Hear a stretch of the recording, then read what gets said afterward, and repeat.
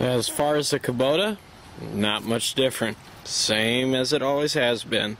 The thing sprung its first leak ever, except for when I was pushing a bunch of brush around. I jammed like a 5-6 inch log into this fitting here, and it bent it back, sprung a leak. I replaced it and that fixed it, but it recently sprung its first leak ever. This thing has not leaked a drop of any fluid whatsoever. Coolant, engine oil, transmission fluid, nothing. Not a drop.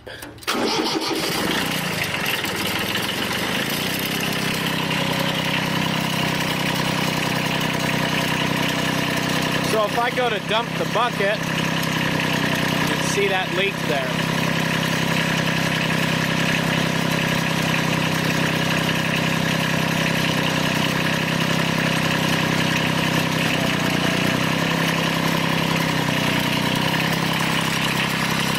Pretty good size one too.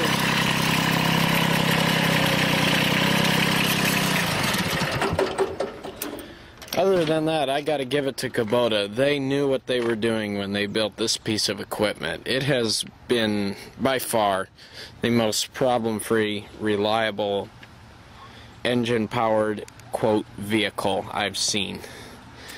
Incredible. Good job, Kubota. Keep it up.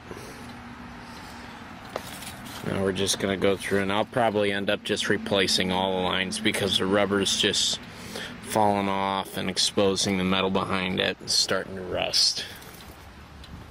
Other than that, it's an outstanding machine. So here is the Kubota tractor. Doing some work on it this afternoon. An oil change. That's some black oil there. Diesel oil. Change the oil filter while we're at it. Check the coolant. Coolant level's good. We can go ahead and open that. Yeah. Right. Ooh. Got a little bit of a torn up gasket there. I have to replace that sometime. Pull these pieces off so they don't fall in the radiator. That'll have to be taken care of.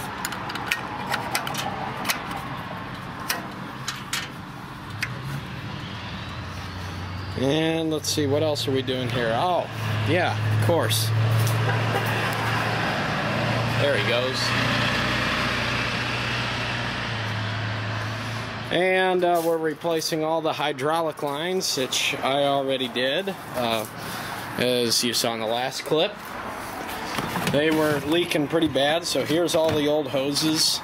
Just decided to go ahead and replace them all, even the ones that weren't leaking, because as you can see, they were going to start leaking sooner or later.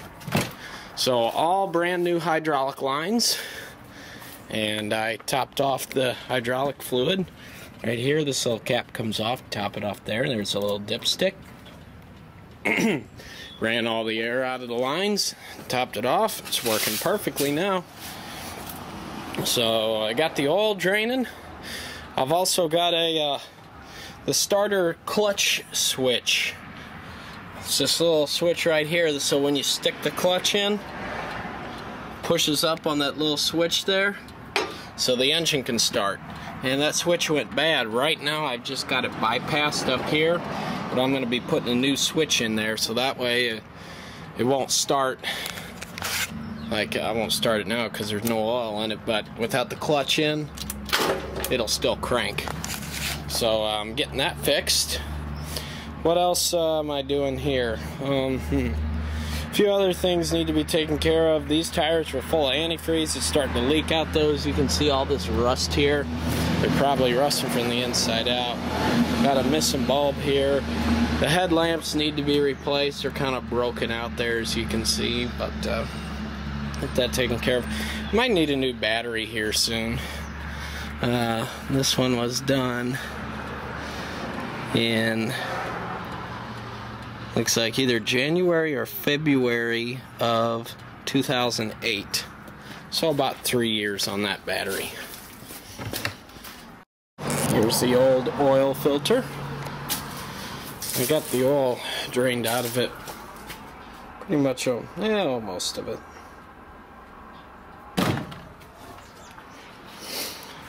And I've got my engine wall right there. Let the rest of that drain out. The thing we'll have to do is replace some missing grease fittings here. They just break off, and we have to pull the pins out, put grease on the pins, stick them back in there to grease that. Alright, go into my little parts department here. I've got tools. There's Kubota parts right there. I've got my switch up here. Some transmission hydraulic fluid, universal for the Kubota. Oil, filters, a whole bunch of other stuff back here. And here's my little Kubota warehouse. Let's grab a fuel filter. Let's grab an air filter. Let's grab a oil filter and a hydraulic fluid filter.